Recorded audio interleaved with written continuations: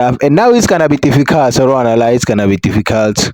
So it is a thing ukuthi like amagathi vele yabo of like a coach ukuthi like I don't wanna do the same thing vele yabo as the other coach ngiyindoda nami. I can't be doing the same thing. And then secondly, style of play sakhe. Into engiyinotisile today, yeah, but I think it was like the first game that I implemented style of play sakhe. Because he just plays one rooted football. Ulokuya le because malifika la kumbukazi yabo diagonal. And then after that bazotrap mabangatrapanga they lost the very the ball yabo like that.